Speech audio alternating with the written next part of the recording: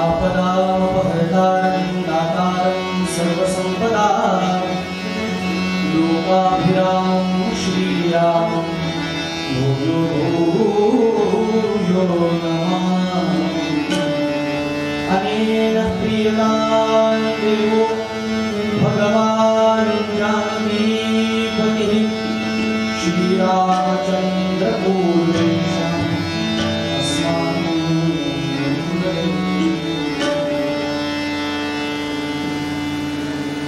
एकदा सगळ्यांनी छान जयघोष करूया। नरहरी शामराज भगवान की।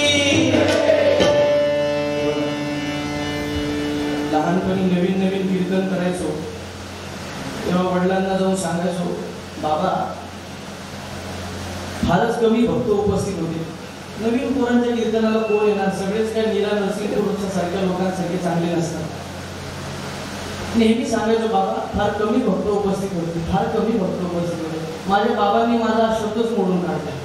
मला म्हणाले, प्रणव कमी भक्त उपस्थित होते हे कधीच नाही पाहायचं, आलेल्यांपैकी किती भक्त होते हे नेहमी पाहायचं। सद्गुरुनाथ महाराज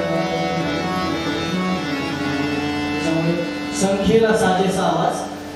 नरहरी शामराज भगवान की। गेल्या अनेक वर्षाची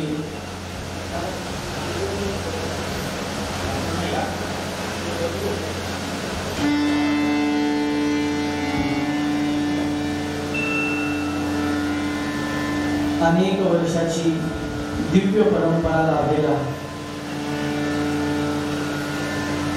प्रल्हादाच्या हाकेला धावून आलेला भगवान नरहरी शामराज श्री नरहरीच्या या पावन अशा दरबारात भगवंताच्या जन्मोत्सवानिमित्त आयोजित कीर्तन गायन वादन असा सर्व समावेशक महोत्सव। खरं तर 2-3 तारखेपासून उत्सव सुरू झाला आहे। कृपाचार्य, भीष्माचार्य, द्रोणाचार्य सगळे येऊन गेलेले आहेत आणि सगळ्या शेवटी मला शुक्राचार्याला उभं केलं। पण सांप्रदायिक दृष्ट्या पाहायला गेलं तर माझ्याकडे योग्य जबाबदारी आलेली आहे बरं का। महाराज समोर बसलेले आहेत,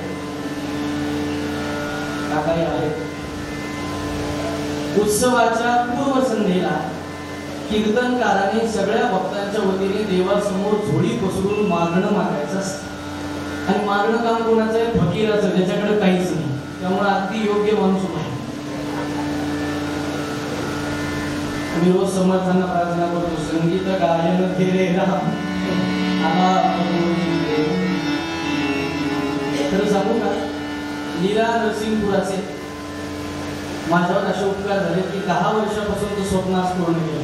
नीरा नरसिंहपूरकरांनी संस्थांच्या सर्व विश्वस्तांनी सेवेकरता 2015 पासून 14 पासून कीर्तनाची आवड आणि 3G मोबाईलवरती ते गोल गोल फिरत चालणारं नेट, त्याच्यावरती आपले बुवा असतील, आपा महाराजांनी बुवा असतील, त्यांची कीर्तनं बघायची। बाजूला एक व्यक्तिमत्व सारखं दिसायचं, गंगाधर काका देव। आणि ते बालवय म्हणा किंवा काय म्हणा, एखाद्या साथीदाराचं स्वप्न असणं की एखाद्या कीर्तनकाराच्या साथीला बसावं हे कॉमन आहे, साधं आहे। पण एखाद्या कीर्तनकाराचं स्वप्न असावं की या साथीदारांच्या कधीतरी साथीत आपण कीर्तन केलं पाहिजे, की भगवान नरहरी शामराजांना स्वप्न पूर्ण केले। आदरणीय आमचे दिनकर काका आणि गंगाधर समर्थ म्हणाले, बरं काका दास बोला, व्याघ्र सिंह भयानक देखोनी भयचकित लोक, परंतु दयाचे पिले निशंक, दयापुढे वाघ आणि सिंह हे अत्यंत भयंकर श्वाप आहे।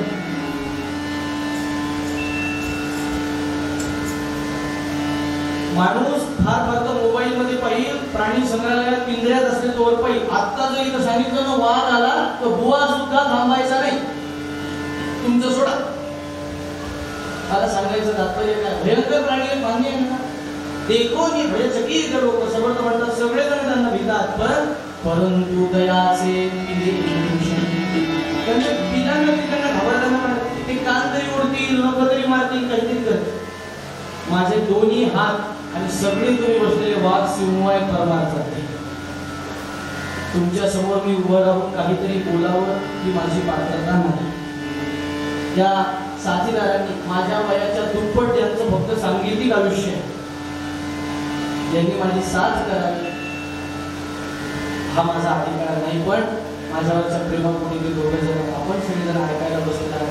मुलीने जळकी पोळी जरी केली तरी बापाला गोड वाटते आणि एक दिवस त्या वैनोदीचं कौतुक करतो. या न्यायाला ती भगवंताच्या चरणी सेवा अर्पण करण्याचा अभ्यास आहे.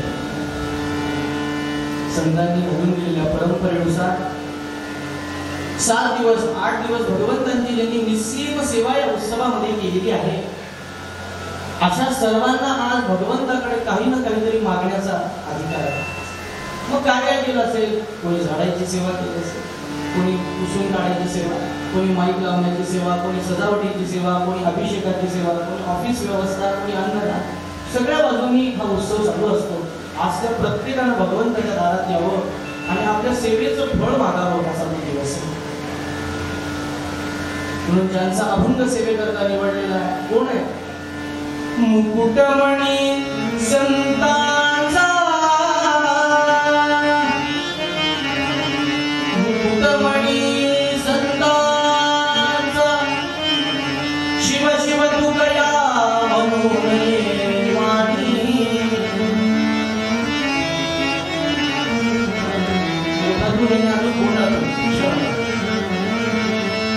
मुकुटमणी संतांचा, शिव शिव तू कया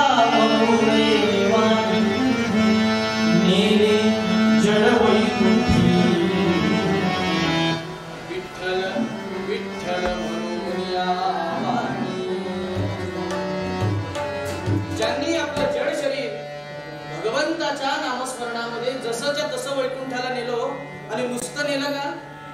प्रणव बुवांनी जर रिक्षावाल्याला हात केला ना तर प्रणव बुवांचं श्रीमुख असं आहे की रिक्षावाला सुद्धा उभा राहत नाही. आणि महाराजांचा अधिकार वैकुंठाला न्यायला प्रत्यक्ष कोण आलंय? कोणाला विनंती केली होती?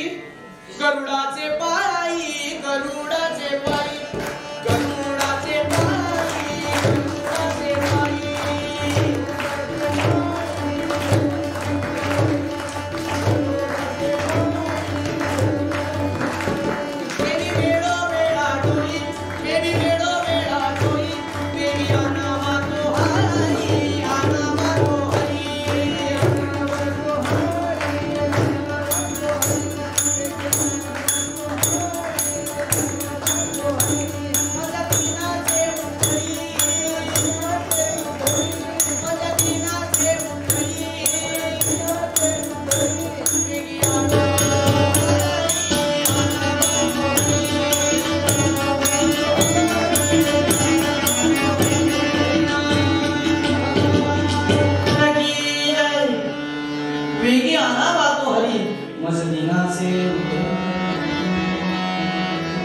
भक्ती मार्गाचा पत्ता अशाच संतांना विचारावा ज्यांना ते जमले. संतांचा स्वभाव आहे. गाथा म्हणजे काही लॉकडाऊन मध्ये तयार झालेला ग्रंथ नव्हे बरं. आधी केले मग सांगितले हा संतांचा स्वभाव आहे. तुकाराम महाराजांना विचारलं, महाराजांच्या चरित्राचा कधीतरी विस्तृत अभ्यास करून पहा. पूर्वार्ध महाराजांच्या जीवनाचं इतकं सुखकर आहे, सुखकर आहे. घरी सावकारी आहे, दुकानी आहे, पण त्यांनी ती दुकानी न करता लोकांच्या दुकानी नामामृत होतो. पण याच संतांच्या उत्तर चरित्राचा जर अभ्यास केला ना, अन्न दशा महाराजांची नसती झाली किती जरी दुष्काळ पडला असता तरी कोठार भरलेलं होतं धान्याचं, पण भरलेले कोठार धान्याचा सारा माल, अरे मी तो हमाल भारवाई घेऊन जा वाटून दिलं महाराज. आणि भगवंतावर निस्सीम प्रेम काही राहिलं नव्हतं. आपलं म्हणावं असं लौकिक तुकाराम महाराजांनी काही शिल्लक ठेवलं नव्हतं. स्वतःच्या वाटेच्या हिशोबाच्या वह्या म्हणून टाकल्या होत्या. चप्पल जर गेली नरसिंहाच्या मंदिराच्या बाहेरून तर वर्षभर लक्षात ठेवतो माणूस. नवरात्राला गेलो आणि 400 रुपयाची चप्पल गेली हो, पुन्हा देवाला जायचंच नाही. हा मानवी स्वभाव आहे, सामान्य जीवाचा स्वभाव आहे श्रोत्यांनो. पण पंचक्रोशीतली मंडळी पाहताय की तुकोबांनी सर्वस्वाचं दान केलं, एवढी अन्न दशा झाली, कुटुंबाचे हाल सगळ्यांना आपल्याला माहिती आहे. तरी सुद्धा तुकोबांच्या चेहऱ्यावरचा आनंद, सुख म्हणावं असं तुकाराम महाराजांकडे या लोकांना काय असतं, दरवेळेला आपला आनंदी चेहरा समाजकंटकांना बघवल्या जाईल असं नाही. काही असे हितचिंतक असतात आपले, लोकांना ते सुद्धा पोटात दुखायचं की याच्याकडे काहीच नाही तरी आनंदी. लोक म्हणायचे महाराज अहो आमच्याकडं चांगली 400 एकर जमीन आहे, 3 वेळेला खायला आहे, घोडा गाडी आहे, बैल गाडी आहे, आजच्या भाषेत बोलायचं तर मोटरसायकल आहे, कार आहे, वाटेल तेव्हा विमानाने इकडे तिकडे जाऊ शकतो. तरी सुद्धा आपण श्रोता म्हणून मी जर तुम्हाला प्रश्न विचारला, आपण सुखी की तुकाराम महाराज सुखी? बोला ते सुखी ना. मग आपण सगळं असून दुःखी का हो? आपलं सुख शोधणं चुकत नाहीये श्रोत्यांनो, सुख शोधायची जागा मात्र निश्चित तुमची. संतांचं सुख याच्यामुळे शाश्वत आहे कारण संतांची सुख शोधण्याची जागा कुठली आहे? सर्व सुखाचे आगर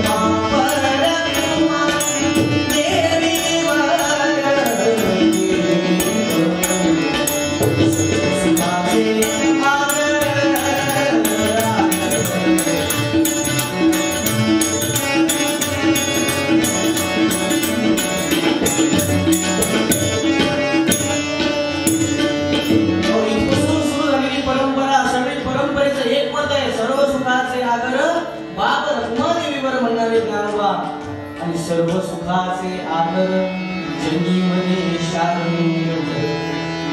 माता विचार करा, आकाशात चंद्र सूर्य असेपर्यंत तुकोबांच्या ज्ञानोबांच्या सुखाला कोणी धक्का लावू शकतं का? बोला का?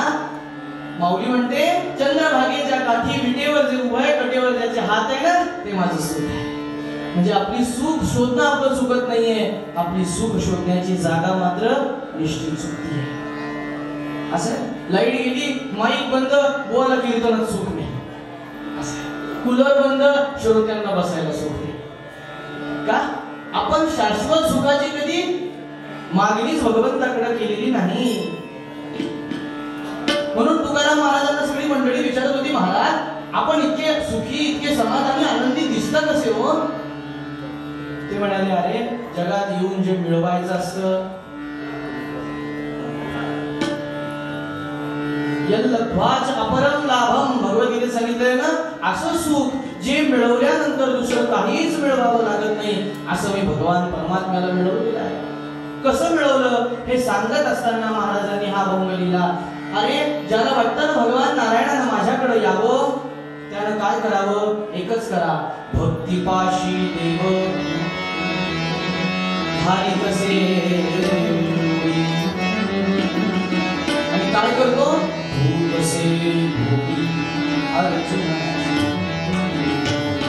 जिथं भक्ती आहे, मुद्दाम अभंग निवडण्याचं कारण असं आहे की जितका दरबार देवाचा आहे तितका तो भक्त राजाचा आहे. बरोबर आहे ना? म्हणून अभंग निवडलाय.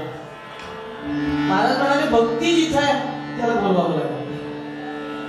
मुळात भक्ती काय हे कळलं पाहिजे. आणि खरं सांगू, ज्या भूमीत तुम्ही बसलेला आहात, आमच्या आनंद काकांशी मगाशी चर्चा झाली, ज्या भूमीत तुम्ही बसलेला आहात सगळं भक्तिशास्त्र या भूमीत लिहिलं गेलंय. नारद भक्तिसूत्र नावाचा आपला संप्रदायातला जो महान ग्रंथ आहे 84 सूत्रांचा, तो इथं कयाधू मातेला देवर्षी नारदांनी याच भूमीत सांगितलेला. आपण किती भाग्यवान आहोत. भक्ती म्हणजे काय करायचं? आपण जातो मंदिरात, पंचपाळभर कुंकू घ्यायचं, देवाच्या डोळ्यात टाकायचं, पेढा घ्यायचा आणि अहो गुरुजी तोंडाला लावा की, त्याला मुळे लागू द्या. मला खरंच नवं वाटतं. अहो आपल्याकडे तरी बरं आहे, खेड्या गावामध्ये गेलं ना, मारुतीच्या मूर्तीला साखर पाणी लावून चिटकवलेली असते. मला कधी कधी असं वाटतं मारुतीला जर त्याचा त्रास झाला, दिनू काका मारुती रात्री उठवायला आला तर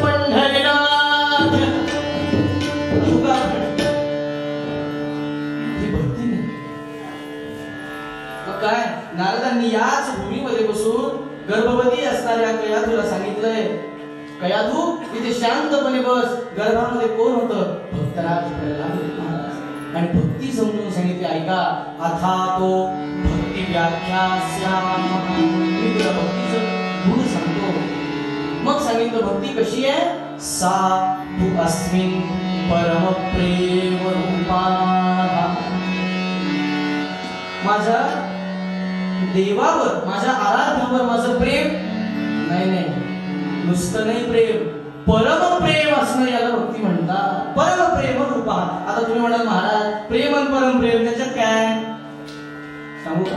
फरक सांगू का? तुमच्याकडे कीर्तनकार बुवा आले आणि तुम्ही कीर्तनकार बुवांना एक अशी खोली दिली उतरायला ज्याच्यात लाईट नाही, फॅन नाही, पण हवा खेळती. कीर्तनकार बुवा नाटकी नसता तर राहू शकेल, जिवंत तर राहील. पण बुवांना अशी खोली दिली ज्यात ऑक्सिजनच नाही, प्राणवायूच नाही. बुवा राहील का? बुवाच्या तिथीचं कीर्तन पंढरीनाथ.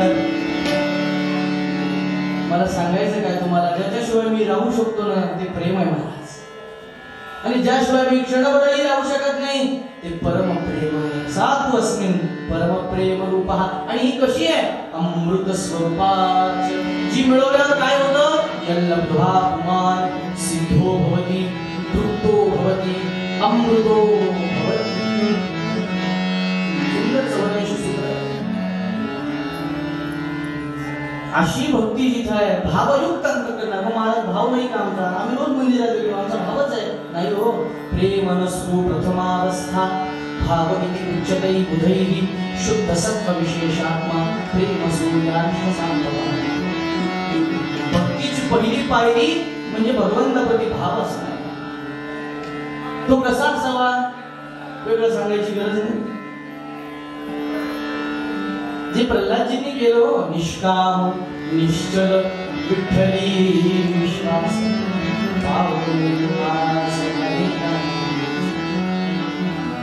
जो रक्षक बाबा तो पिता भक्षक झालेला होता की नाही तुला? चूक काय? फक्त नारायणाचं भजन करतो. मला आजपर्यंत असा भक्त भेटला नाही आणि उभ्या आयुष्यात भेटेलही असं वाटत नाही. मी प्रत्येक कीर्तनात कथेत विचारत असतो, कोणाला तरी भगवंताचं भजन करतो म्हणून तरी ढकललाय का? माझं म्हणणं करत नाही म्हणून ढकलून दिले पाहिजे. पंढरीनाथ. कोणाला तरी उकळत्या तेलात तळलाय का भगवंताचं भजन करतो म्हणून? कोणाच्या तरी अंगावर विषारी साप सोडलेत का? हे सगळं कोणी भोगलंय? भक्तराज प्रल्हादजींनी भोगलंय महाराज. आणि चूक काय? तर फक्त नारायणाचं भजन करतो. विचारा भजन मी कसं होणार? कुठे आहे तुझा नारायण जो दिसतच नाही, त्याचं भजन काय करतोस? बाबा मुळात तुमचा प्रश्नच चुकतोय. देव कुठे आहे काय विचारता? कुठे नाही ते विचारा. यस्य किंचित जगत सर्वं दृश्यते श्रूयते विभात अंतर्बहिष्ठ तत्सर्वं व्याप्य नारायण स्थितः. जे डोळ्याला दिसतंय आणि जे दिसतही नाही पण जाणवतंय अशा प्रत्येक ठिकाणी माझा नारायण आहे. मला सांगा, आपल्याला मला कथा आपल्याला ती उद्या ऐकायचीच आहे. वाळलेल्या खांबामध्ये काय प्रत्यक्ष नारायण होते का तिथे? भगवान करायचे श्यामला नव्हते. न काष्ठेन विद्यते देवो न पाषाणे न मृण्मये. कसा आला भगवान तिथे? भावो हि विद्यते देवो तस्मात् भाव तोची देव, भाव तोची देव, हे अर्थी संदेह धरू नये. प्रल्हादजींचा भाव भगवंताला खांबामध्ये घेऊन आलाय. आमचं असं समोर भगवान दिसत असले तरी ही मूर्ती किती साली स्थापन झाली? आधी डोकं ठेवून हे मंदिर कोणी बांधलं? फार प्राचीन दिसते का? डोकं ठेवून खाऊन घ्या, प्रसाद घ्या. चिकित्सक वृत्तीचा व्यक्ती परमार्थात फार पुढे जाऊ शकत नाही. ज्ञानोत्तर भक्ती वेगळा भाग आहे, अभ्यासाचा चिंतनाचा विषय. पण चिकित्सक माणूस, मग ही मूर्ती कोणी आणली का तुम्हाला सापडली? आणि तुला करायचं काय? सत्य नरहरी श्यामराज भगवान दिसतोय. 5 वर्षाच्या बालकानं समोर आणून बसवलाय. आपली काय लायकी त्याच्या पायरीवर डोकं ठेवावं. बरोबर आहे? ती काय टाळ्या पण मोकळ्या वाजवा बरं का, मी मराठवाड्यात आहे, मला चालतात. पंढरीनाथ. तुकाराम महाराज म्हणाले असा भक्त जिथे आहे भक्तिपाशी देव धारित असे. अजूनही अभंग महाराजांचा आम्हासाठी अवतार मत्स्य कुर्मानी सुकर कोठे न दिसे पाहता पण उडी झाली आवची. असा दिसत नाही, दिसला नाही. बरं याच्यातही फार एक आनंदाची म्हणजे मेघ आहे बरं. ज्या वेळेला हिरण्यकश्यपू रागाच्या भरामध्ये त्या खांबाजवळ जातो ना, त्या वेळेला त्या खांबाला कान लावला त्यावेळेला गुरु गुरु गुरु गुरु आवाज येत होता. कशामुळे? तो सिंहवध नाही म्हणून. आणि अभ्यासक जुनी कीर्तनकार मंडळी इतकं छान सांगतात, ते म्हणाले आतून भगवान हिरण्यकश्यपूला अजून एक संधी देत होते, मी बाहेर येत नाही, तू प्रल्हादाला त्रास देऊ नको, तू कोणाच्याही नादी लागून त्याच्या नादी लागू नको. का? प्रल्हादाच्या पाठीशी कोण आहे? गुरु गुरु गुरु. ज्यांनी नारदांची परिपूर्ण कृपा, ज्यांना सद्गुरु कृपा मिळवली मायबा, त्याच्या वाटेला जाऊ नये. अनेक जण सापडतात. अशी भक्ती ज्यानं केली, काय करतो भगवान? भक्तिपाशी देव धारित असे उडी. आणि काय करतो म्हणाले तुकाराम महाराज? भूत असे घोडी अर्जुनाचं घोडं व्हायला. आपल्याला कोणी ग्लासभर पाणी लवकर आणून देत नाही. अनंत कोटी ब्रह्मांडाचा नायक, ज्याच्या आज्ञेने पृथ्वीवरती वारा वाहतो असा भगवान नारायण, त्याची घोडी व्हायला सुद्धा त्याला कमी. त्याचं कारण आहे मायबा झालं असं की महाभारताच्या युद्धाचे परिणाम स्पष्ट दिसू लागले. यत्र योगेश्वर कृष्ण यत्र पार्थो.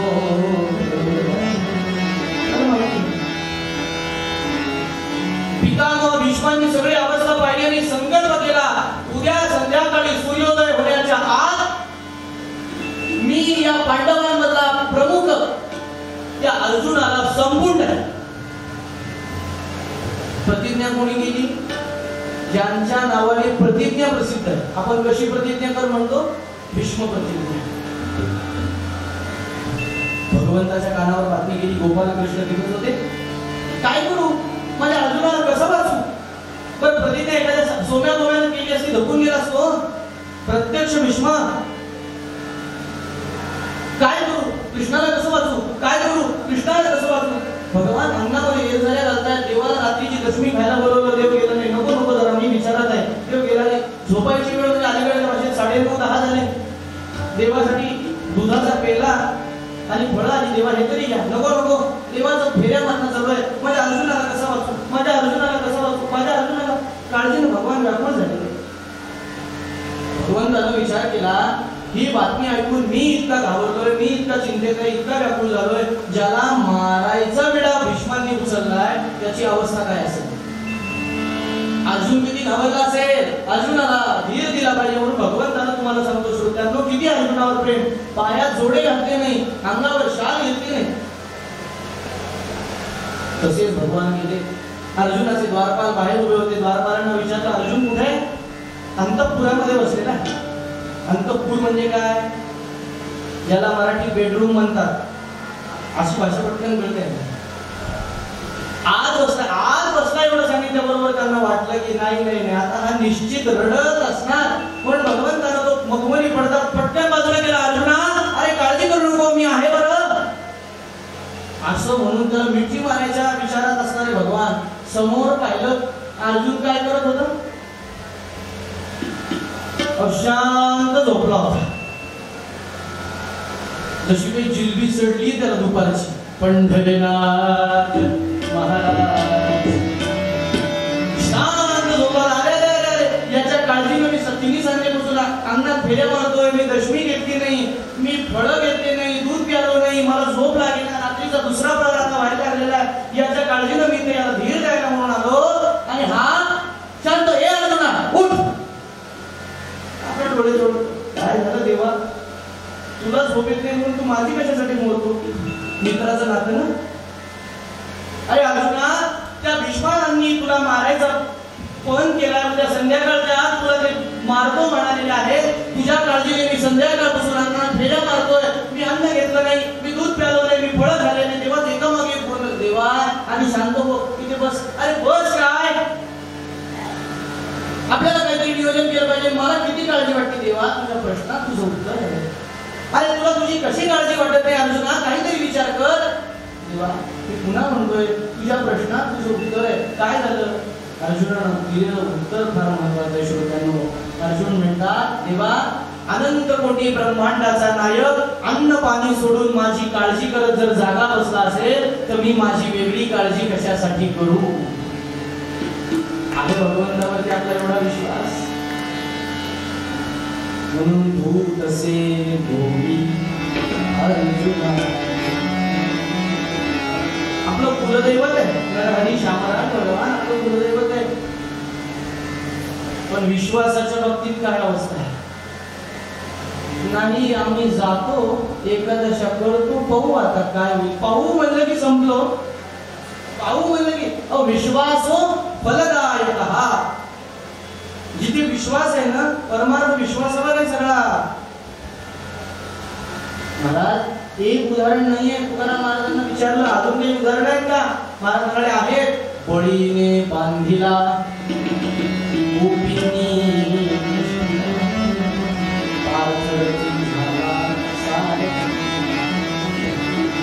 राजा बळीची कथा आपल्याला सगळ्यांना माहिती, विस्तृत सांगायची गरज नाही. आत्मनिवेदन नावाची भक्ती सगळ्यात शेवटची. आपला देह भगवंताला देऊन टाकते. देवा ठेव माझ्या डोक्यावर पाय. ही भक्ती आमच्या बळीराजाने केली. भगवान म्हणाले मी प्रसन्न आहे, काही पाहत नाही. तो याती कुळ माझे गेले हरपोनी, तो याती कुळ काही बघत नाही. त्याने याती कुळच पाहिलं असतं तर प्रल्हादजींकडे आला असता का? बळीराजाच्या दारात द्वारपाल झाला असता का? मला सांगा. या राजाने काय मागणं मागितलं? तू माझ्या दाराचा द्वारपाल व्हावं. देव हो म्हणाला. बळीने बांधिला, बांधून टाकलं. श्रीमद भागवताच्या अंबरीशाच्या कथेच्या प्रसंगामध्ये देवानं सांगितलेलंच आहे, मी कोणाच्या स्वाधीन आहे? मी वैकुंठाच्या स्वाधीन नाही, मी लक्ष्मीच्या स्वाधीन नाही, मी माझ्या सुद्धा स्वाधीन नाही. अहम भक्त पराधीन स्वतंत्र ही द्विजा. दुर्वासांना सांगितलं होतं मी स्वतंत्र नाही. जिथे माझा भक्त मला बोलवेल तिथे मला असं भक्ती शास्त्र आहे. भगवंताचा भक्त व्हायचं त्यानं काय केलं पाहिजे? आधी तर भगवंतावरती भाव ठेवायला शिकलं पाहिजे. कारण माऊलींनी सांगितलं आपल्याला स्पष्ट, भाव बळे आकळे एरविना कळे करदळी आवळे तैसा हरी. हा संपूर्ण परमार्थाचा जो प्रांत आहे ना श्रोत्यांनो, हा पूर्णपणे भावाचा प्रांत आहे. इथे भावाची कारण हा कसा पाहिजे माहिती तुम्हाला? आणि या भावानं काय होतं माहिती का? एक आजोबा होते, आपल्या नोकरी व्यवसायातून रिटायर झाले आणि नोकरी व्यवसाय असताना कधी असा काही परमार्थ काही केलेला नव्हता, काहीच नाही. निदान बाबा ड्युटीला जायची एखादी मान वगैरे आपण करतो की नाही, तसं काहीच नाही. पण असा माणूस ज्यावेळेला एकदम परमार्थ करायचा ठरवतो ना, हे आजोबा म्हणाले उद्यापासून मला फक्त देवदेवच करायचं, दुसरं काहीच करायचं नाही. गावात गेले, चंदनाचं देवघर विकत आणले.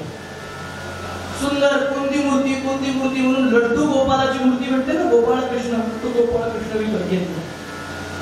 आणि काय घेतलं नाही म्हणून सांगू, त्याच्यासाठी 7 दिवसाचे 7 वस्त्र, धूप दीप कापूर उदबत्ती सगळं चंदन पंचामृत पूजा सगळं दुसऱ्या दिवशीपासून सकाळी म्हटलं की माझं स्नान झालं, मी खाणार नाही पिणार नाही, माझ्या कृष्णाच्या मूर्तीची पूजा करायची आहे, मूर्तीला वस्त्र घालायचंय, मूर्तीला स्नान घालायचंय, मूर्तीला पंचामृत, मूर्तीला चंदन, मूर्तीला सगळ्या मूर्तीचे सोबत आधी करायचे. मग सगळं एका मागे या मूर्तीच्या सेवेत 6 महिने गेले आणि आजोबांचा मानवी स्वभाव जागृत झाला. काय 6 महिने झालं या मूर्तीची पूजा मी करतो, ही कृष्णाची मूर्ती काही आपल्याला पावत. लोकांनी वाक्य वापरून गुळगुळीतच करून टाकलं. किती मी देवाचं करतो, देवाचं माझ्याकडे लक्षच नाही. खरं सांगू का, देवानं लक्ष देऊन आपली फाईल हातातच घेतली ना, काय होईल माहितीये? दारासमोर गर्दी. पंढरीनाथ महाराज कधी असं म्हणू नाही बरं, त्याचं माझ्याकडे लक्ष नाही. सायकलच्या ट्यूबला टायरला एवढं जर छिद्र पडलं ना, तर ती सायकल इथून तिथपर्यंत चालत नाही. मानवी देहाचा विचार केला तर 9 द्वार आहेत. कधी ऐकलं का एखादा माणूस पंक्चर होऊन गेला? आपला श्वासोश्वास प्राण आणि अपान चालवणारा कोण आहे याचा नेहमी विचार केला. सांगत काय होतो, आजोबांनी काय विचार केला, 6 महिने झाले कृष्णाची मूर्ती पावत नाही, बाजारात गेले रामाची मूर्ती घेऊन आला, कृष्णाची मूर्ती दगडी कोपऱ्यात ठेवून दिली. दुसऱ्या दिवशीपासून सगळं रामाच्या मूर्तीला सुरू. दृष्टांत आहे बरं, हा नाही तर घरी जाऊन करतात. दुसऱ्या दिवशी सगळं रामाला, रामाचे वस्त्र, रामाला पंचामृत पूजा, अभिषेक पूजा, धूप दीप कापूर नैवेद्य आरती अमुक तमुक सगळं एक दिवस झाला. आजोबांनी छान देवघरासमोर धूप लावला आणि माळ ओढायला, माळ करायला जपासाठी. आता जपात आपण डोळे कसे लावतो, वास्तविक संतांना काय ध्यान अपेक्षित आहे. आपण माळ घेऊन ध्यानाला बसलो की लोकच म्हणतात काय ध्यान बसलंय, बरोबर. असे डोळे उघडून पाहायचा स्वभाव असतो आपला. आजोबांनी कसे बारीक डोळे उघडून पाहिलं, खिडकीतून इकडून वाऱ्याची मंद झुळूक आली आणि जो धुपाचा सुगंध गाभाऱ्यातल्या रामरायाकडे जात होता ना, तो तिकडे न जाता कोपऱ्यातल्या कृष्णमूर्तीकडे जायला लागला. आजोबा म्हणाले 6 महिने या कृष्णाची पूजा केली, प्रसन्न झाला नाही आणि कोपऱ्यात बसून, नीट आहे का, कोपऱ्यात बसून फुकटचा सुगंध घेतोय हा कृष्ण.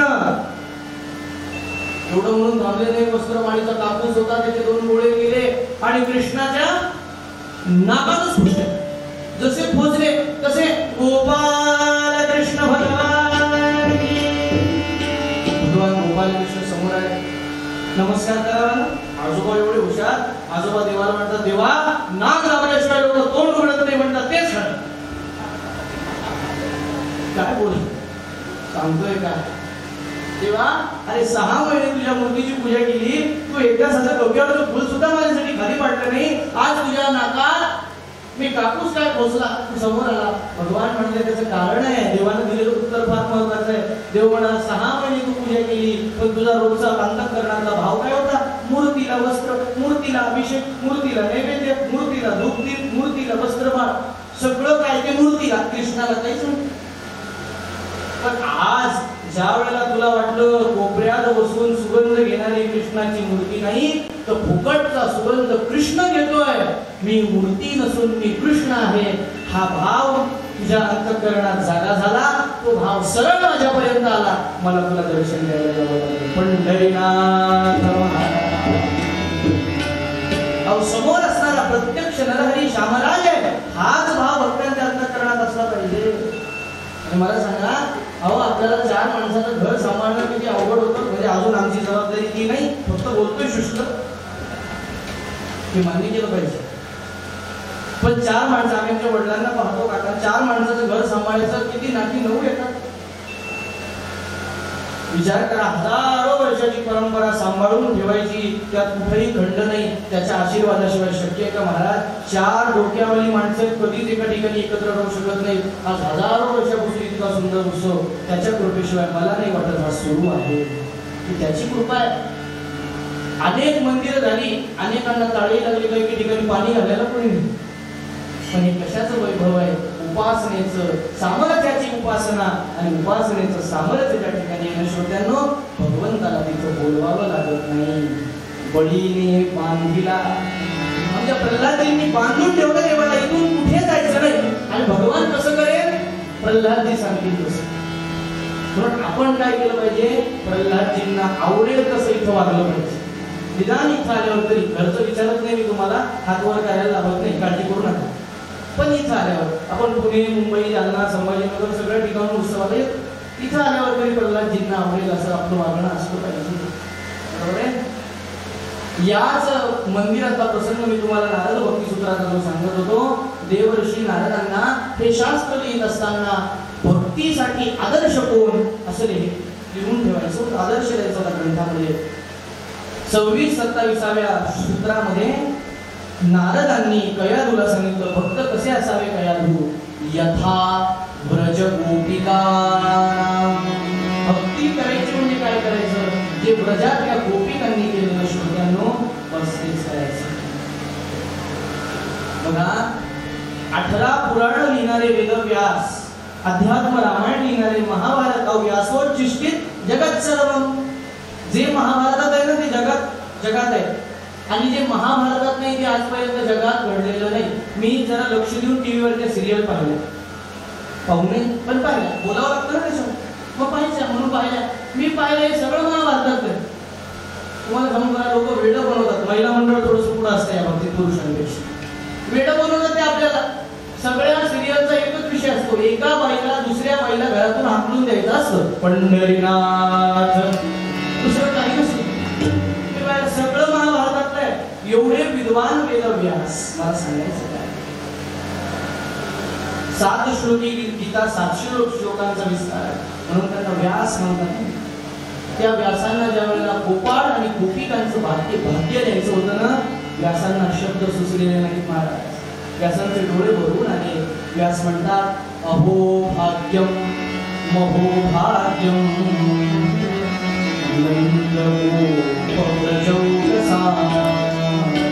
का मित्र परमानंदम पूर्ण ब्रह्म सना. अहो भाग्यम महो भाग्यम. हजारो वर्ष ऋषीमुनी तपश्चर्या करतात, साधू तपश्चर्या करतात, त्यांना क्षणभर नारायण दर्शन देतो. या गोपाळांचं भाग्य काय असेल श्रोत्यांनो, अनंत कोटी ब्रह्मांडाचा नायक यांच्यासोबत बसतो, यांच्यासोबत उठतो, यांच्यासोबत खातो. काय अवस्था असली पाहिजे. भक्त होणं आम्हाला जास्त गरजेचं आहे. जो भक्त झाला ना भगवंत झाला. भक्त कोणाला म्हणायचं सोपं सांगू का, जो त्याच्या पायरीवरून विभक्त होत नाही तो भक्त. कधी आपल्याकडे परंपरा काय झाली, लोक वारानुसार देव बदलायला लागले. सोमवारी महादेवाला कोण, मंगळवारी देवी, बुधवारी विठोबा, गुरुवारी दत्त, शुक्रवारी बालाजी, शनिवारी मारुतीला, रविवारी खंडोबा. जाऊ नाही या मताचा नाही. पण अवस्था काय असली पाहिजे, संतांकडून शिका. एकनाथ महाराज कोल्हापूरला गेले. एका जनार्दनी अंबा उभी कर ठेवली कटी हो. एका जनार्दनी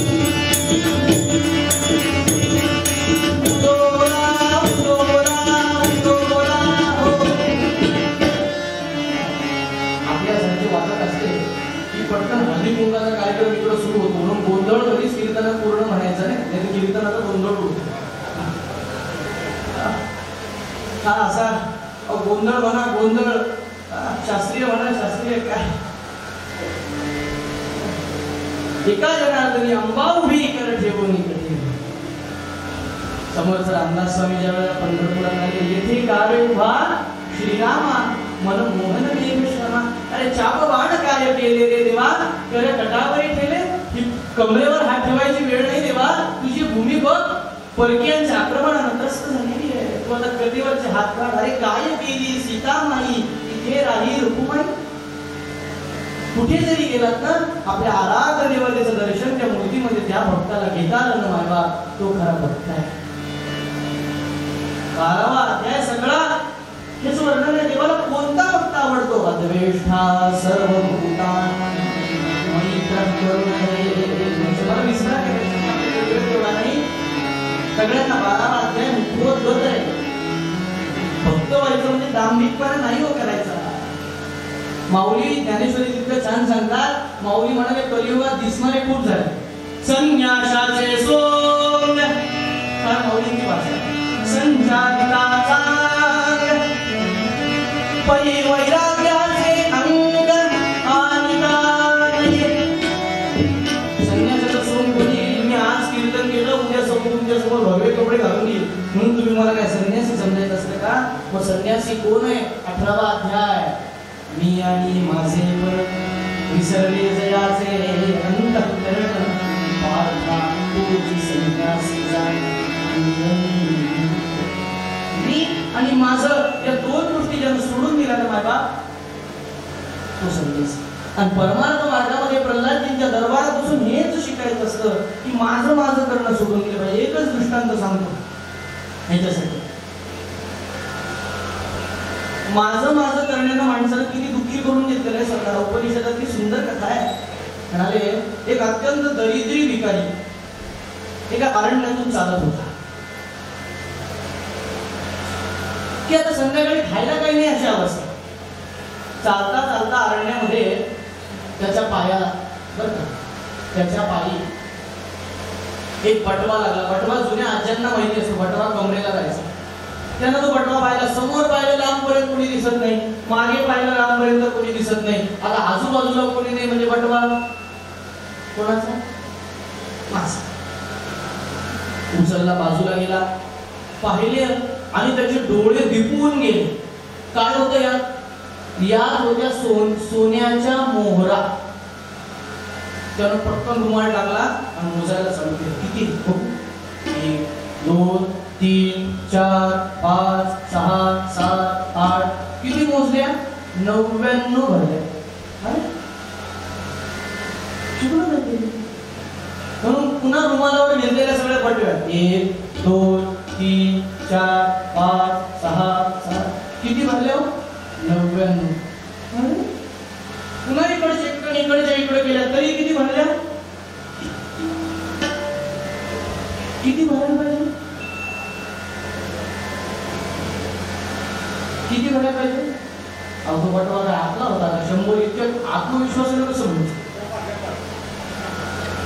अहो एक मोहर कुठं गेली, एक मोहर कुठं गेली, एक मोहर कुठं गेली विचारत पडला.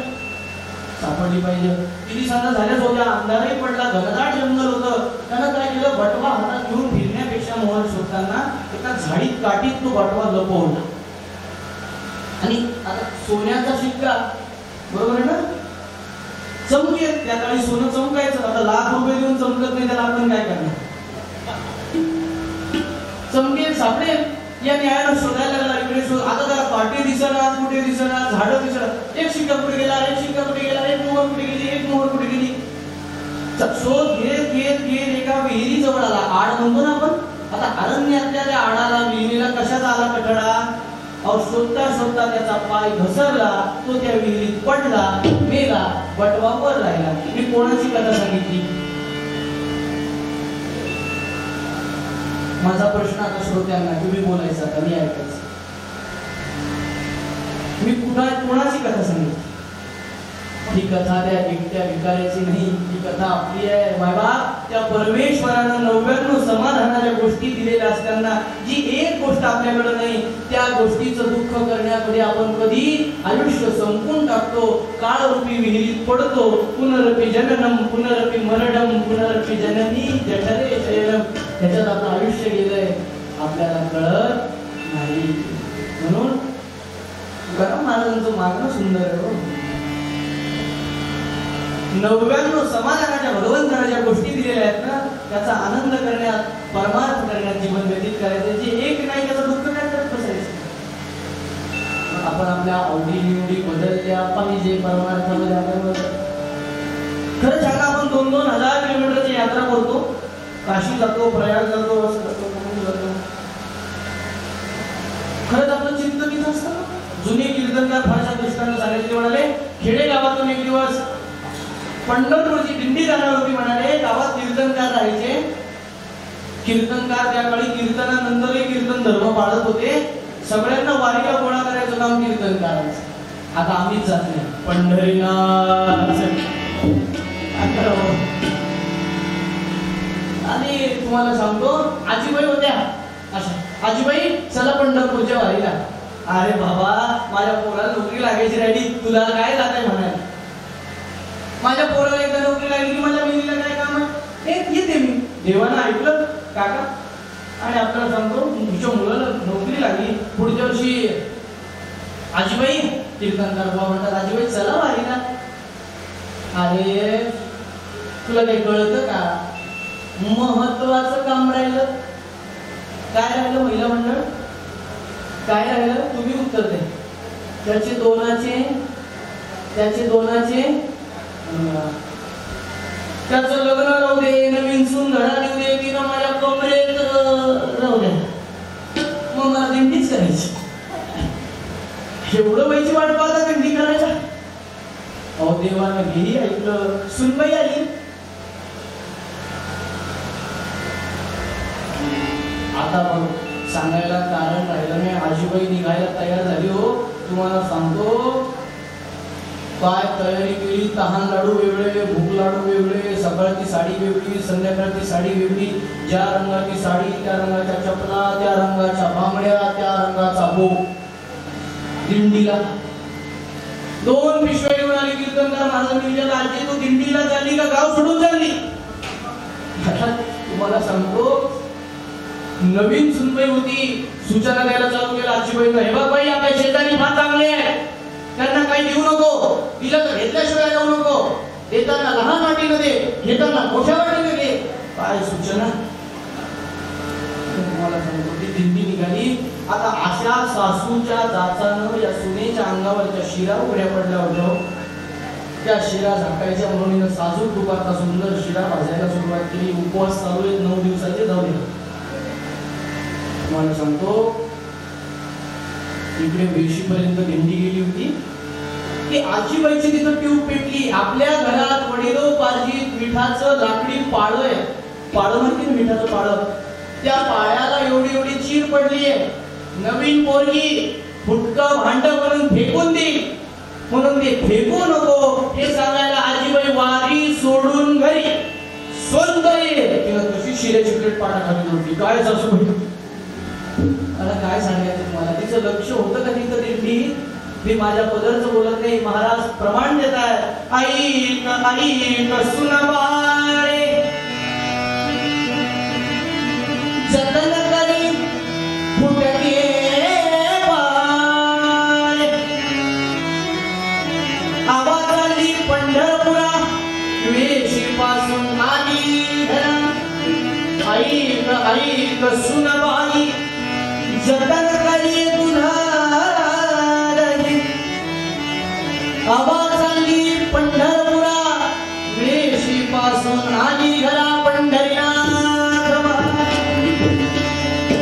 या परमात्म्याला काही अर्थ नाही. भावे बिन देव नकडे संदेव गुरु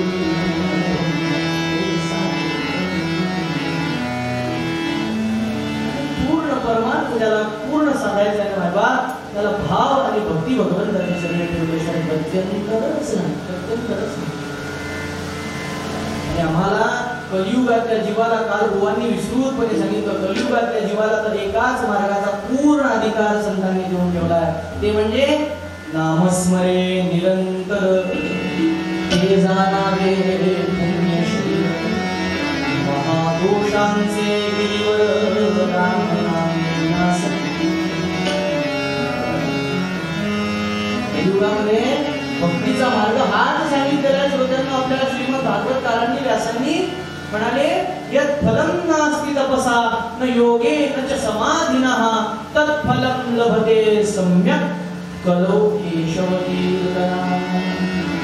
यत् फलं नास्ति तपसा, प्रत्येक युगानुसार भगवंत प्राप्तीचे साधन भगवाननी काल समजून सांगितले. मला सांगा तपश्चर्या तुम्ही मी करू शकतो का? आजकाल गॅसवरचं दूध होतं चाललं तर माळ ठेवून तिकडे जाणारे आपण, तपश्चर्या शक्य आहे का आपल्याला? नाही. तपश्चर्या योग मार्ग अष्टांग योग शक्य आहे का सांगा मला? तो सुद्धा शक्य नाही माझा. यम नियम आसन प्राणायाम समाधीपर्यंत त्या सगळ्या अवस्था शक्य नाही. एखादं आसन करताना चुकलं घडी बसली ना शरीराची तर सोडवायला 4 माणसांना वाटतं. कळत नाही आपल्याला योग मार्ग प्रत्येक सामान्य जीवाला. तुम्हाला सांगतो नच समाधी अवस्था शक्य आहे का? नाही बाबा. 2 तासाचं कीर्तन शक्य नाही, करणं शक्य नाही, ऐकणं शक्य नाही. समाधी काय शक्य होणार आहे सांगा? म्हणून ज्ञानोबांनी सुद्धा हेच सांगितलं गेले, समाधी साधन संजीवन नाम. कलियुगामध्ये काय फक्त तत्फलम लभते सम्यक् कलो केशवती. कीर्त धातू आहे. कीर्त धातूचा अर्थ होतो कीर्ती गाणे. भगवंताच्या कीर्तीचं गायन. मग ते दरवेळेला पटका बांधून साथीदार घेऊनच करावं असं नाही. कोणी करू शकतो भगवंताच्या कीर्तीचं गायन. ज्याने केलं त्याला काय अनुभव आहे महाराज? ब्रह्मीभूत काया होतसे कीर्तन किंवा कीर्तन चांगलं होय अंग हरिरूप. अरे जिथे कीर्तनाची जागा तेथे पांडुरंग. म्हणून भगवंत प्राप्ती ज्याला भक्त व्हायचं आहे ना त्याला भगवंताची कीर्तीचं गायन करावं असं सांगितलं. तुकाराम महाराज म्हणाले देवा एवढ्यांचे दाखले मी ऐकतो,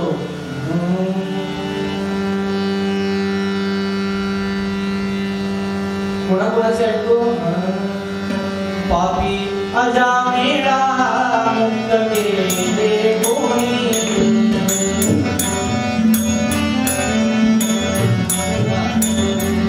पापी अजामेळा मुक्त केले कोणी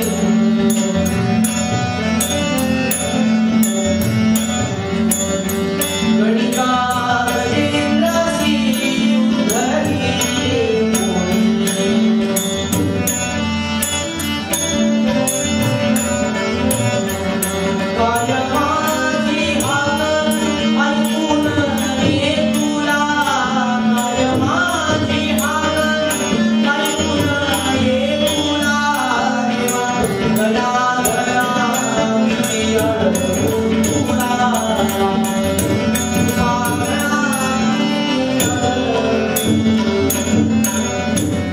गजेंद्राच्या बागे कैसा हाके आला मगरीचा हृदय शेत शेत गेला देवाला आठवण करून दिली पाहिजे बाबा असा भक्त व्हायचं बोलायसारखं पुष्कळ आहे पण कीर्तनकाराच्या हातात नाही गळ्याला घड्याळ असतं आणि कसं असतं कीर्तन इतकंच व्हावं की पुढच्या वर्षी संयोजकांना बोलवावं वाटलं पाहिजे बरोबर आहे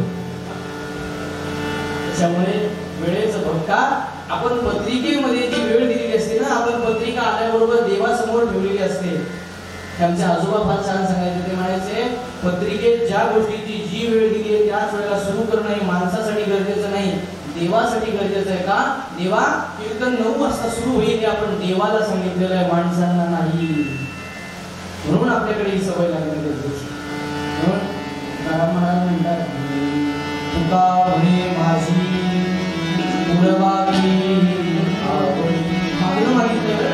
काय मागण्या देवाचं आपल्या सगळ्यांचं तेच मागण्या देवा आणि प्रल्हाद इतके पवित्र होण्यासाठी कितीतरी जन्म घ्यावे लागतील पण निदान मागे उभा मंगेश पुढे उभा मंगेश आमच्या फक्त पाठीशी तू राहा आमच्या पाठीशी तू राहा तुकाराम महाराजांनी जे मागणं मागितलंय असा पूर्ण भगवंताचा भक्त झाला आणि कोणासाठी भगवंत त्याला भेटायला हे आपल्याला बघायचं पण ते एका सुंदरशा चरित्र भागामधून उपलब्ध वेळेमध्ये आपल्याला बघायचं आहे तोपर्यंत पूर्वरंगाचा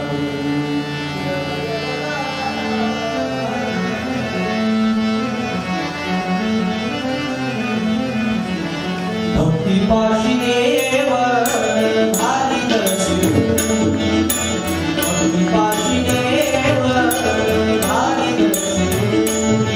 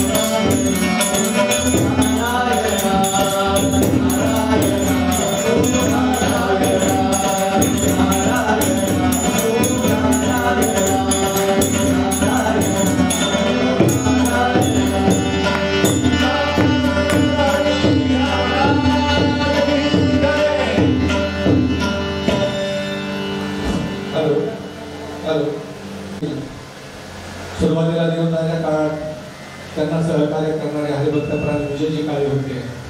पण काळाच्या पुढे काही चालत नाही. आपण महाराजांचं प्रमाण घेऊन जातो. काळाची ओढी पुढे लबा जेव्हा त्या पद्धतीने किंवा आयुष्य खातो काळ का सावधाना.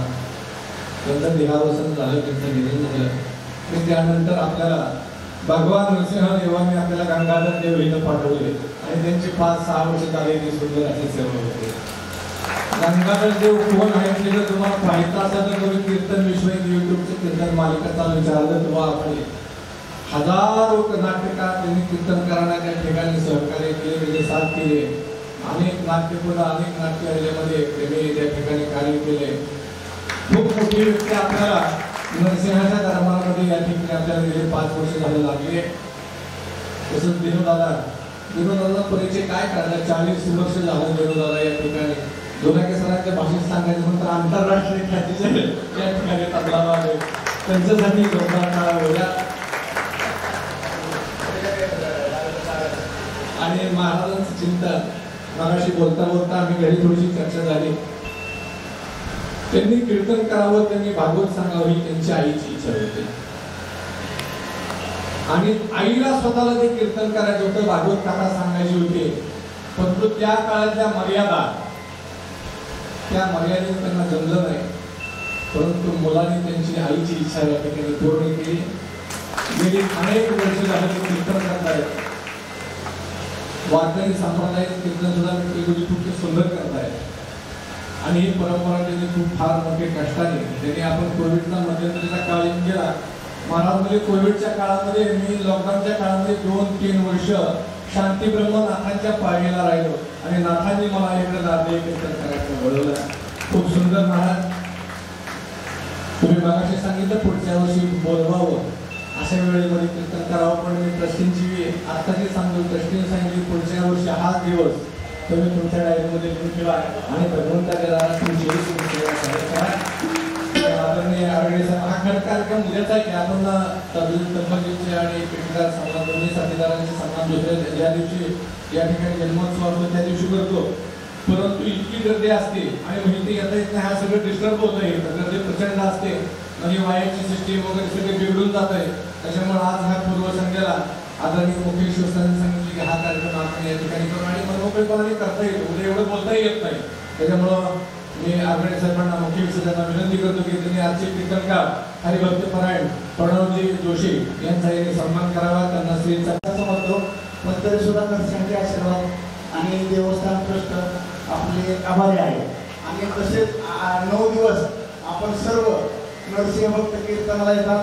तसेच त्याबद्दल तुमचे पण सर्वांचे ते 9 दिवस कीर्तनाला येतात त्यांचे पण देवस्थान ट्रस्टच्या वतीने आभार मानतो.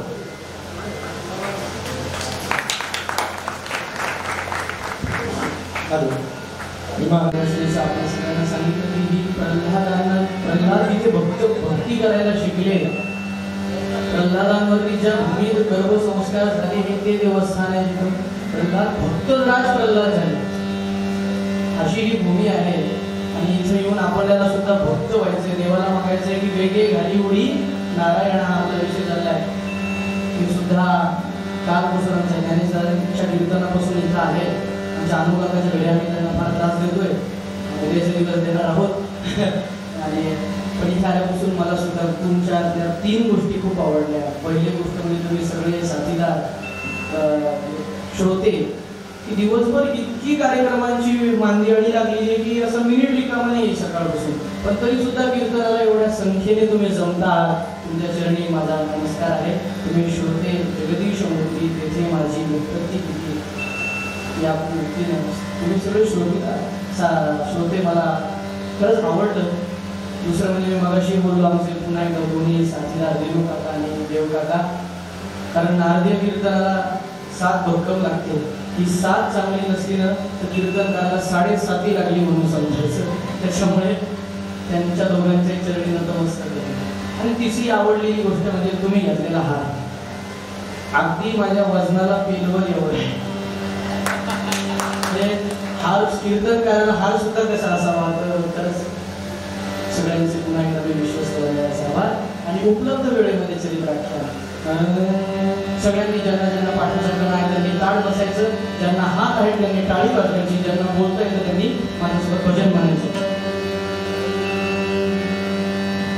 श्यामराज भगवान हरि श्यामराज भगवान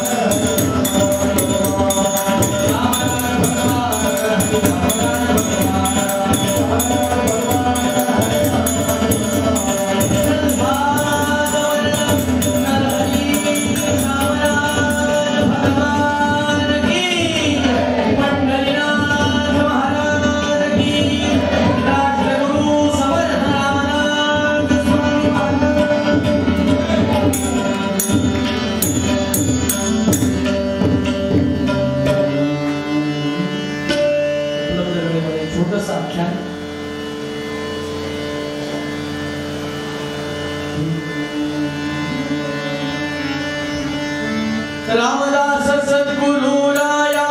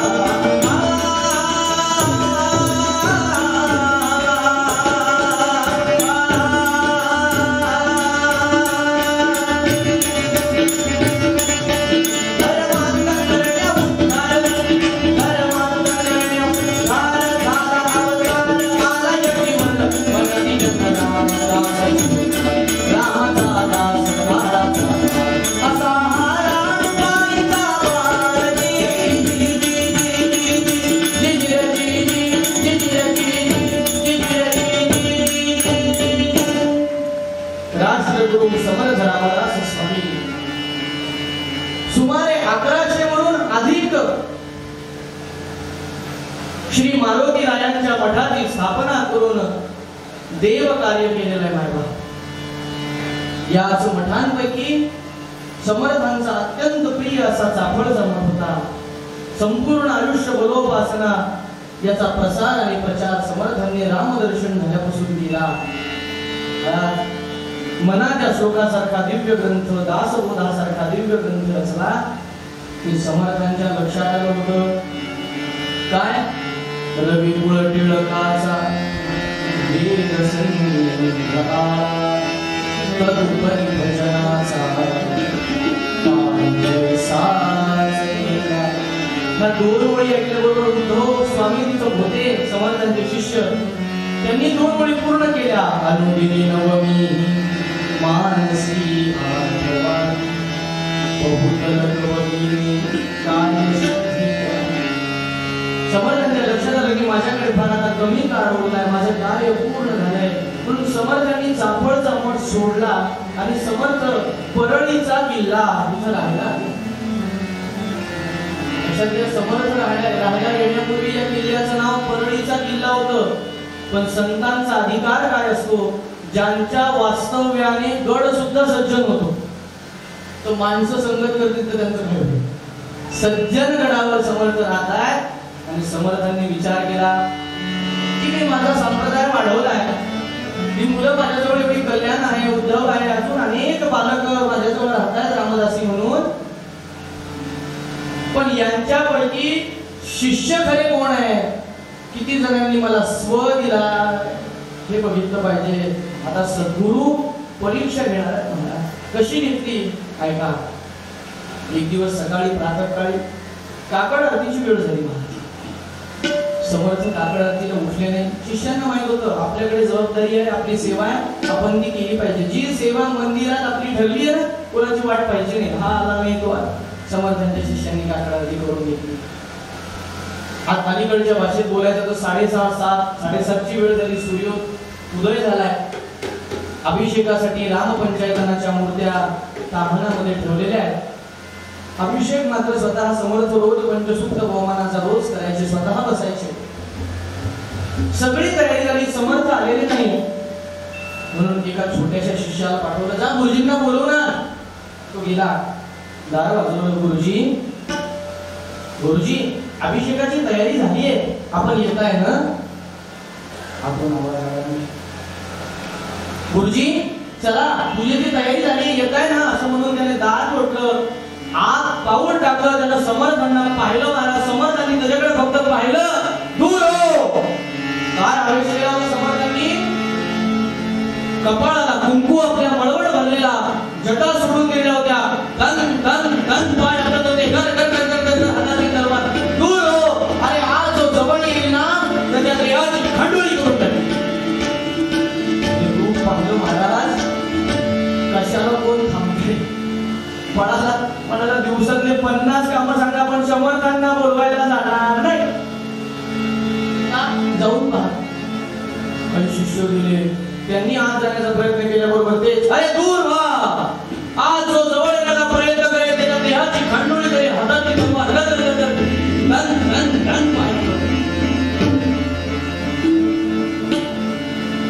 कसं रूप होतं महाराज. आपल्याला सांगतो सगळे शिष्य चर्चा करायला लागले. काय झालं. कोणी म्हणायला लागलं समर्थांना ब्रह्मराक्षस लागला. कोणी म्हणायला लागलं आता या वयात व्हायचंच असं. एक जण माझ्यासारखा हुशार तिथं होता. तो म्हणाला गडावर अंगाई देवीचं मंदिर आहे आणि यावर्षी तुम्ही जागरण गोंधळ केला नाही म्हणून देवीनं समर्थांचा संचार घेतला. देवीला नवस करू, देवीला नवस करू, देवीला नवस करू म्हणून निघायला लागले. नवस करू नये बरं श्रोत्यांनो. नवस हा आपल्या मायबापाशी केलेला व्यवहार आहे. आपण आपल्या आई वडिलांशी व्यवहार करतो का नाही. एक आजी तर मला अशी भेटली कथेमध्ये. मला म्हणाली महाराज मी नवस केला, मला भेटता येईना, माझी मदत करा. म्हणलं बाई एक तर करू नये आणि केला ना तर ठेवू नये. मी तुझी मदत करतो पण भेट. काय नवस होता काका. ती म्हणाली माझ्या नातवाच्या डाव्या हातावर पांढरे चट्टे आले होते. म्हणलं मग म्हणे माझ्या नातवाच्या हातावरचे पांढरे चट्टे गेले तर मी नागोबाच्या डोळ्यात काजळ घालील असा नवस केला होता. पंढरीनाथ तुम्ही जा का काजळ घालायला. योग्य वेळेत परत नाही आले तर 4 माणसं घेऊन मी मदत करायला होतो. काय नवस असत का. भगवंताला प्रेम मागावं, भगवंतावर प्रेम करावं. प्रेमात राम रमतो, प्रेमाला मोडना जगामानी. नाची सुबोध गुरूंचा गुराला कहाण प्रेमाची. तो प्रेमाचा भोगेला भाऊ. आपल्याला सांगतो हे गेले जगदंबे तुला स्वामीने आई रेणुके काही चुकला असेल तर माफ कर. आम्ही तुला गोंधळ सुद्धा घातला.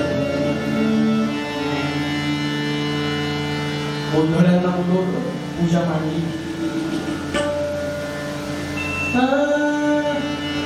गोंधळ्यांचा संभट तान तान तान तान तान तान तान तान तान तान तान तान वाजायची.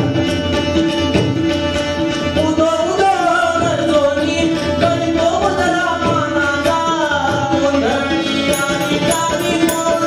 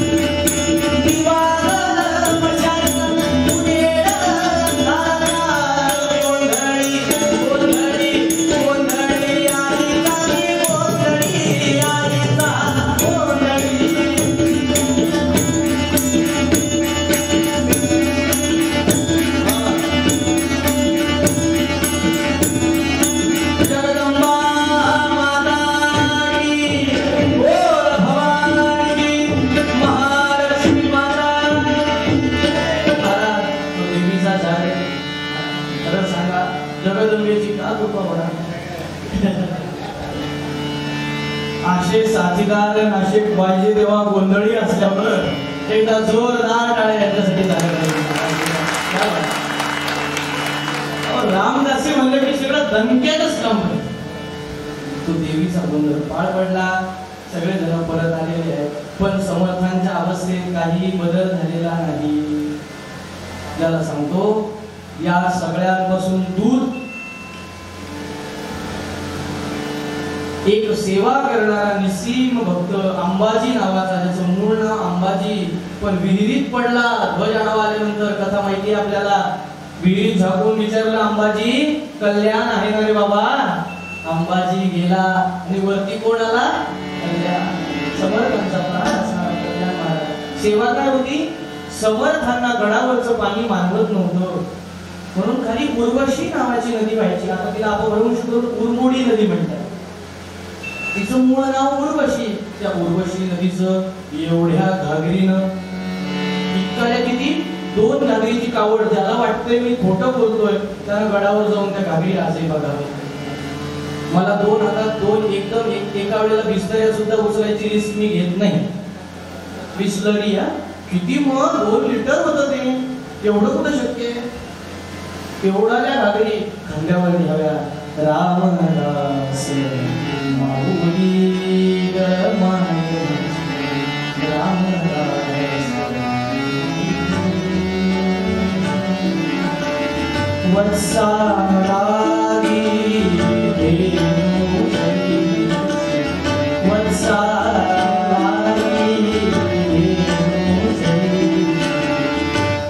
करू सावली गमाय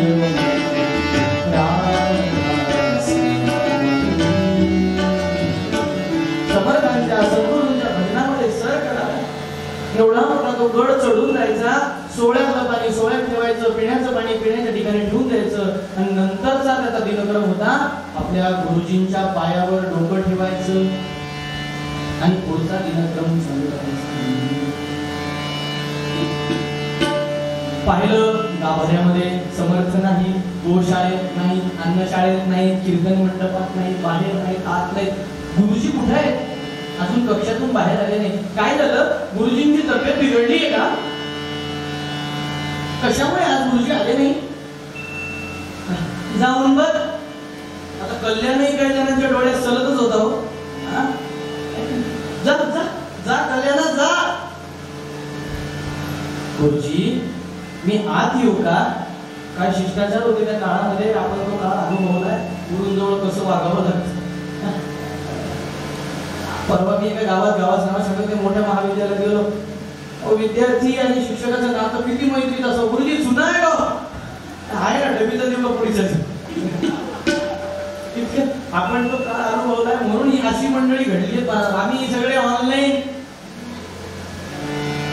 मातीतून आलेली गुरु परंपरा या लोकांनी सांगावी आणि या लोकांनीच ती अनुभवावी. आपण सगळ्यांनी ते अनुभव. काय शिष्टाचार होता? गुरुजी झाला ना, वेळ झाला असं करताय. गुरुजी मी आत येऊ? हातून आवाज आला विशांत.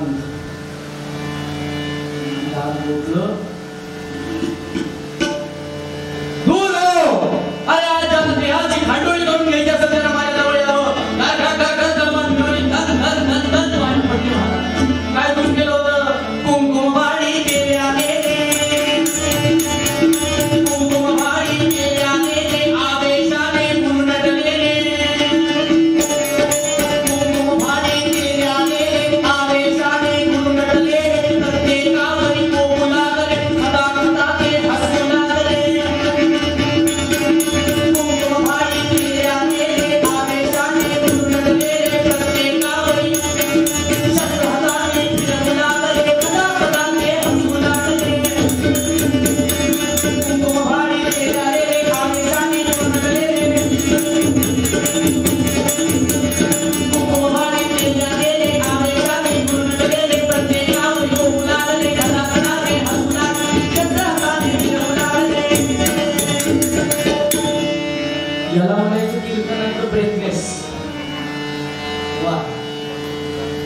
कुंकुम भाळी तेल आले, आवेशाने गुरु रटले.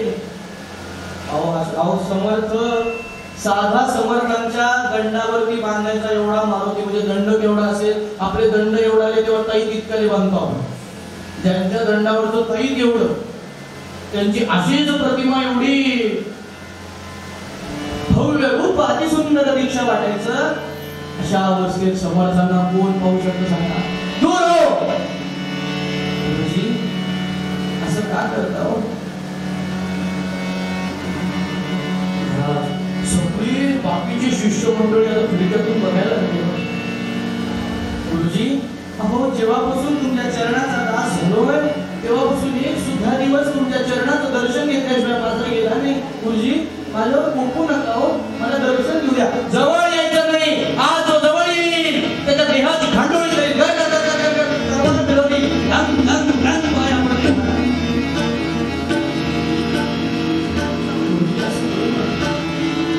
शेवटी कल्याण सुद्धा कडाडला. हे बाकीचे पोरं म्हणतायत तसा जर खरंच कोणी ब्रह्मराक्षस असेल आणि माझ्या गुरूंच्या देहाचा ताबाच त्याने घेतला असेल तर त्या ब्रह्मराक्षसाला मी सांगतोय काय? समर्थाची या सेवका वक्र पाहे असा सर्व भूमंडली कोण आहे. सयाची लीला वर्णिती लोककीनी नुपेशी कदा रामदासाभिमानी जय जय. माझ्या केसाला सुद्धा धक्का लागणार नाही. आणि खरंच माझी गुरुमाऊली जर माझ्यावर कोपली असेल आणि माझे गुरु महाराज मला तलवार मारणार असतील तरी ते सुद्धा मला मान्य. का मान्य? विश्वास असावा सद्गुरू पायावरती महाराज. अहो, मला तलवार मारल्यानंतर सुद्धा माझा देह कुठे पडेल? शेवटी गुरु चरणांवर पडेल. मला मान्य. सगळे जण पाहत होते आता काय होणार. जसा जसा कल्याण जवळ येत होता तसे तसे समर्थ दूर हो म्हणून सांगितलं ना. शेवटी एक क्षण आला महाराज. आमच्या कल्याणजींनी समर्थांच्या दोन्ही पायाला हात लावल्याबरोबर समर्थ कडाडले. अरे आता तुला सोडत नाही. मी सकाळपासून सांगत होतो देहाची खांडोळी करील. आकाशामध्ये हात दिला, कर कर कर कर कर कर कर कर तलवार फिरवली, साप मारणार. सगळ्यांनी डोळे घट्ट झाकले. सगळ्यांना म्हटलं रक्ताची चिळगंडी उडेल. पण काय झालं महाराज? त्या तलवारीच्या हवेतच एक सुंदर पुष्पांचा हार झाला. तो हार कल्याण स्वामींच्या गळ्यात पडला. कल्याण स्वामी महाराज की, कल्याण स्वामी महाराज. सगळ्यांनी डोळे उघडले. पाहिलं कल्याणाला उचललं महाराज. रडू लागले समर्थ. कल्याण त्यांच्यापेक्षा जास्त रडतो महाराज. असं करतो कवल पुण्य लाभ झाला. सद्गुरु पाद पद्मांचा कवल दुलिते दूर गेले. मला दूर करू नका. कल्याणा तू जिंकलंस. तुला कळालं तू जिंकलंस आणि सकाळपासून ओरडतोय. ज्याला देहाची खांडोळी करायची त्याला आत या. याचा अर्थ काय आहे? मी देह आहे ही भावना त्याला संपवायची आहे. त्याला या चरणांशी या. मी देह नाही, जीव ब्रह्मैव नापरहा ही जाणीव ज्याला करून घ्यायची त्याला या चरणाशी या. कोणाला कळालं नाही मायबा तुला हे कळालं रे. जिंकलंस तू माझा. तू स्व मला दिलेला. तू तुला स्व मला दिलेला. कल्याणा इथे थांबू नकोस. परांडा डोंगर इथे जा. आजपासून संप्रदायाची सगळी जबाबदारी ध्वजपताका तुझ्या हाती देतो. जो कोणी दीक्षा घ्यायला येईल त्याला तू दीक्षा देतो. आणि आजही परंपरा कायम आहे श्रोत्यांनो. रामदासी संप्रदायाची दीक्षा घेतल्यानंतर परांडा येथे जाऊन झोळी आणि कपणी आणावी लागते. दुसरीकडे ती भेटत नाही. कल्याण स्वामींनी समर्थ रामदास स्वामींनी देह ठेवताना सगळ्यांना जवळ ठेवलं. कल्याण स्वामींना दूर पाठवलं का? हा वियोग त्यांना सुद्धा सहन होणार होता.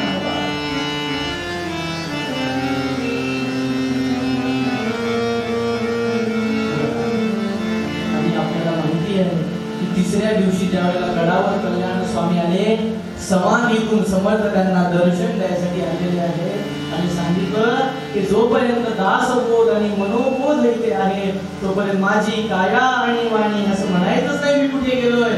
जो जो दासबोधाचं नित्य वाचन करील मनोबोधाचा आश्रय करील त्याच्या मी पाठीशी आहे. कल्याण स्वामींची छोटीशी कथा काय शिकवते आपल्याला, काय शिकवते? अहो भगवंताला असो की सद्गुरूंना असो काय द्यायचंय आम्हाला हे कळलं पाहिजे. त्याच्याकडे सगळं आहे. अरे दाता तो भरला भरून उरला आहे. रमेशचा पतीवर लक्ष्मी त्याच्या चरणाजवळ आहे. आपण त्याला काय देणार आहे सांगा? पण आपल्याकडून जर काही द्यायचं असेल तर ममत्व आणि स्वभावना त्याच्या चरणी ठेवून दिली पाहिजे महाराज. तो लगेच धूत असेल घोडी अर्जुनाची, ज्यानं ममत्व अहंकार अभिमान भगवंताच्या चरणाजवळ ठेवून दिला. देवा तुझ्याशिवाय मला किंमत नाही. तुका म्हणे तुझं सोड विना कोणी का चक्र पाणी वाचून या प्रल्हादजीच्या चरित्रातून हे शिकायचं. एका ठिकाणी कुठेतरी निष्ठा ठेवायला आम्हाला परमार्थामध्ये जमलं ना की तो अनंत कोटी ब्रह्मांडाचा आणि आमचा गणेशने राहत नाही. वेळ फार कमी होता पण मर्यादेचं उल्लंघन भगवंताच्या दारात आपण करू नये. तो आपला अधिकार नाही. त्यामुळे इतक्या पवित्र स्थळी माझ्या एवढ्या छान स्वप्नपूर्तीसह की या साथीदारांचं मला साथ भेटली. स्वप्नपूर्तीसह आपल्या समोर सेवेला हजर होण्याची संधी संस्थानचे मुख्य विश्वस्त आणि सर्व विश्वस्त मंडळाने मला दिलेली आहे. माझे दोन्ही साथीदार दोघांच्या चरणी नतमस्तक होतो. सर्व विश्वस्त मंडळाच्या चरणी नतमस्तक होतो आणि त्यांच्याकडे आमचा निवास आहे असे आमचे अनुकाका त्यांचं सगळं कुटुंब काकू आपल्या कीर्तनाला दोघांच्या चरणी नतमस्तक होतो आणि झालेली कीर्तन सेवा श्री नरहरी श्यामराव